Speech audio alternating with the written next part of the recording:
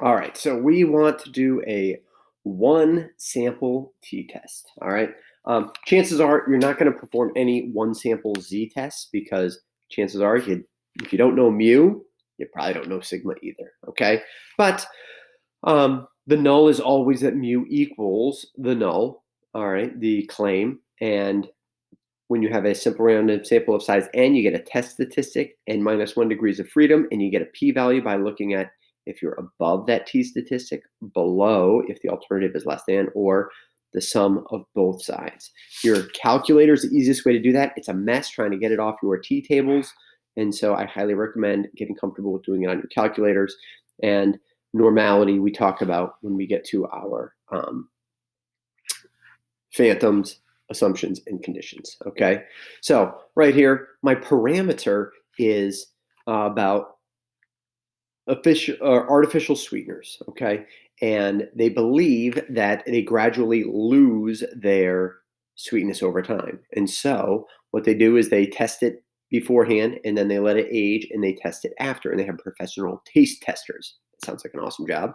Okay, and we're checking for the difference. Okay, so that's our parameter, is the true change in sweetness. Okay, and the null is that there is no change in sweetness. And the mu, the alternative, is that there is some positive change in sweetness. We do the before minus the after, and if the sweetness goes down, the positives are some great change in sweetness. And let's do it at an alpha 0.05, because when in doubt, they don't tell you, just pick 0.05. Okay, so assumptions and conditions: random, independent, and normal. Okay, if it doesn't say random, say we'll assume randomness. Okay, if it doesn't seem independent, say it's reasonable to assume that it's independent here, or that the 10% rule is satisfied. But a lot of times they're not looking for really strict claims. Just mention probably random, probably independent.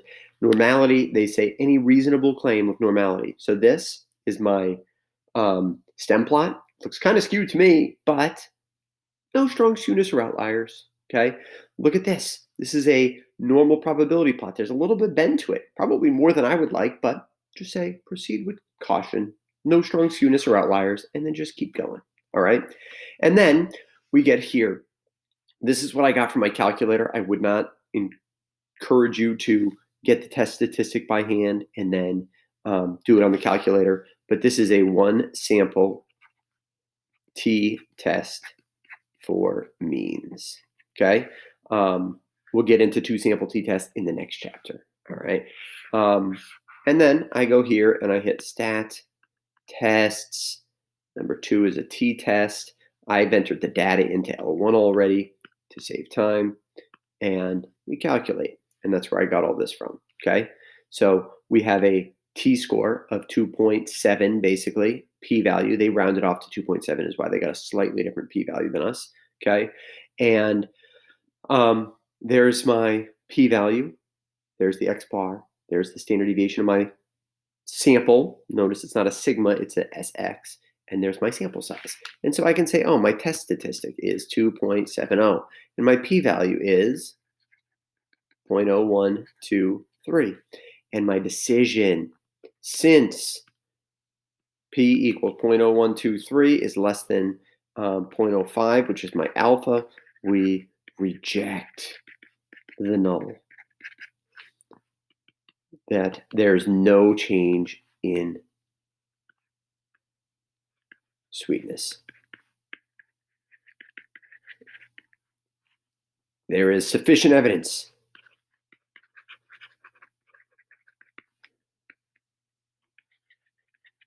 in favor of a decrease in sweetness. Okay, boom. That's my decision and conclusion. Remember, if they have you interpret this p-value, if there is no change in sweetness, then the probability of getting as much of a change in sweetness like we got or more drastic is 0.0123.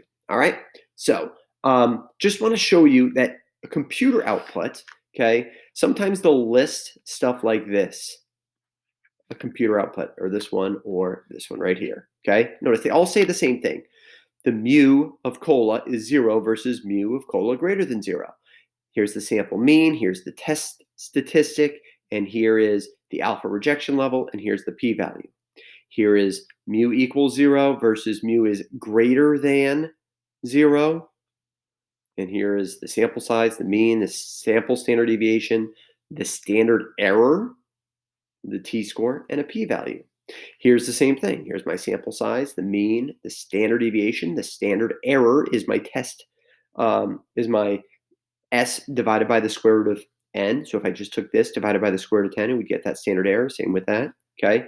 And then there's my student t, my t-score, degrees of freedom, p-value.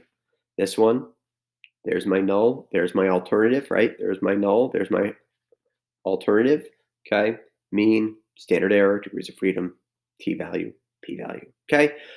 Test statistic. So you might see these on multiple choice questions, for response questions, but it's just a summary that different types of programs give you different types of outputs. Okay, so it's all there if it's going to give you the results, and you need to realize, oh, they already gave me the p-value. They already gave me the p-value and the test statistic. Everything that I would possibly need is already right there and summarized in that table.